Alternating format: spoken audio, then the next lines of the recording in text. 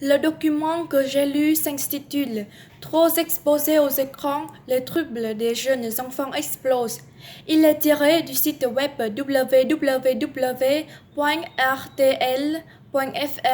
paru le 17 mai 2017.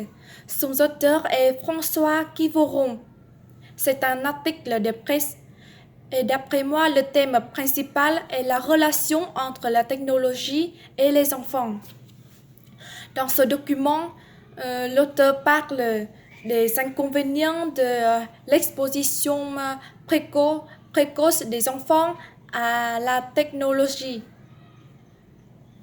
Euh, la technologie développe de plus en plus, alors les enfants ont beaucoup de chances de prendre contact avec les outils numériques comme les smartphones, les tablettes, les télévisions connectées, etc. Et à cause de l'exposition aux écrans plus tôt, alors quelques enfants ont des problèmes de la langue, de dextérité, de la relation aux autres.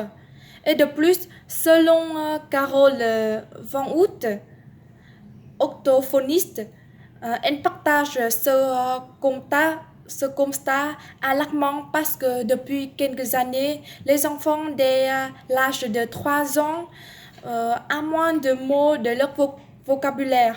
Et en outre, l'auteur parle aussi des avantages grâce aux applications. Et après avoir lu ce texte, une question se pose.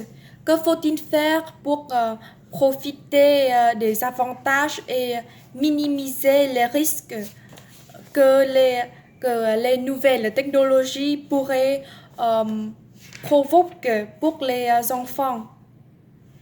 Et la première partie est les inconvénients euh, de la de l'exposition aux écrans et la deuxième partie est destinée aux avantages. Et dans la dernière partie, je vais présenter quelques solutions pour résoudre ce problème.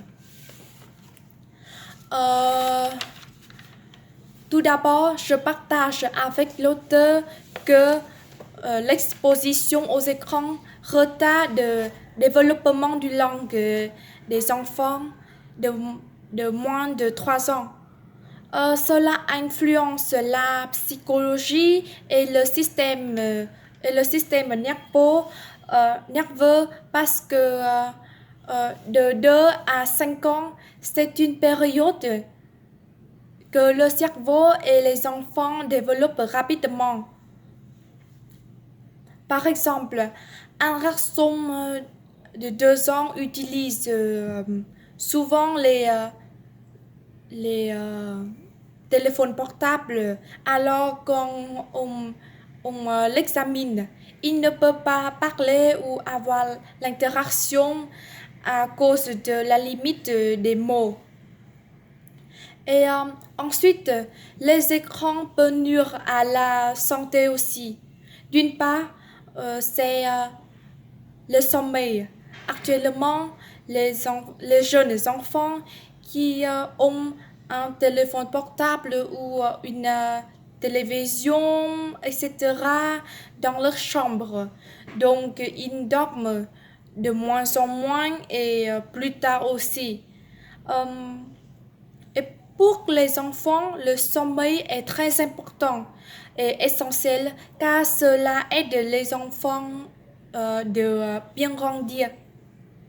Mais à cause des écrans, ils peuvent avoir un sommeil plus perturbé. Et d'autre part, regarder les écrans trop longtemps peut entraîner une fatigue oculaire ou avoir mal à la tête, etc. Et en outre, les enfants qui exposent plus avec l'écran deviennent inactifs et on risque de quelques maladies comme myopie, diabète, obésité, etc. Par exemple, quelques parents achètent beaucoup de bonbons, de snacks, etc. pour servir leurs enfants quand ils regardent la télé ou jouent les jeux vidéo, etc. Et bien sûr, ils mangent sans, ils mangent sans mouvement, alors ils prendront du poids et sera obèse. Et enfin, l'exposition aux écrans agit au comportement agressif. Quand les élèves regardent les scènes de violence, ils peuvent les imiter dans la vie quotidienne. Par exemple, mon frère de mon ami joue le jeu vidéo de, euh, de violence, alors il imite les mouvements il, les, euh, il imite les mouvements de violence dans le jeu et il les utilise dans, dans la vie quotidienne avec les autres comme les amis. Mais, mais à côté des inconvénients, il ne faut pas oublier des avantages des nouvelles technologies. Euh, D'une part, les outils numériques sont un outil d'éducation et de divertissement. Dans ces outils, il y a beaucoup d'applications qui, qui servent l'éducation ou la vie quotidienne. Par exemple, les enfants peuvent télécharger les applications de l'éducation pour apprendre, comme le jeu Logic Lang. Ce jeu améliore le développement de logique, la mémoire, etc. Euh, et on peut coordonner le jeu et l'étude.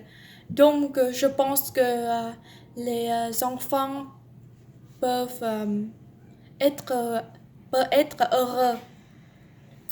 Et euh, d'autre part,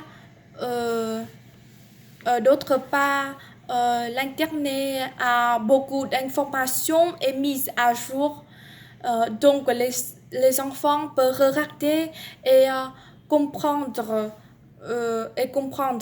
ces informations. Par exemple, actuellement, le coronavirus développe de plus en plus et est est très dangereux.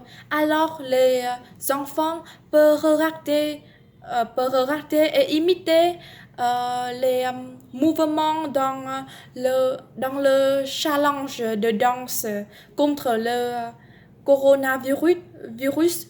Donc, ils peuvent protéger eux-mêmes grâce aux mouvements dans ce vidéo. Um, et ensuite, et, ensuite pour résoudre ce problème, je vous propose quelques solutions suivantes. Mais avant les solutions, euh, je, je vous, je vous parlais le rôle des parents. Il faut nier que les parents jouent un rôle très important dans le contrôle des enfants devant les écrans. Euh, euh, les parents les parents doivent surveiller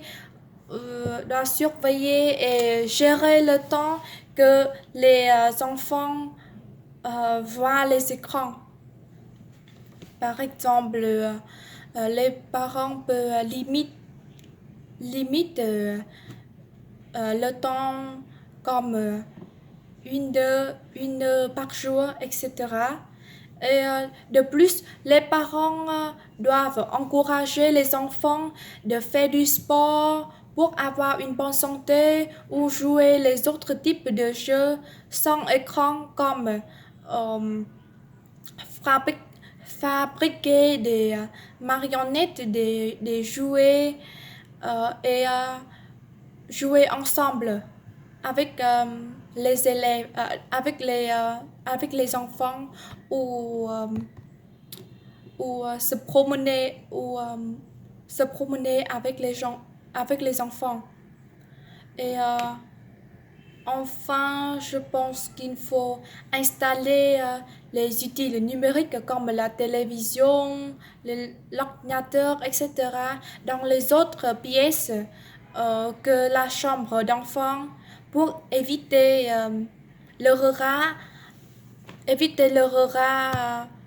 avant d'aller au lit ou dans la vie.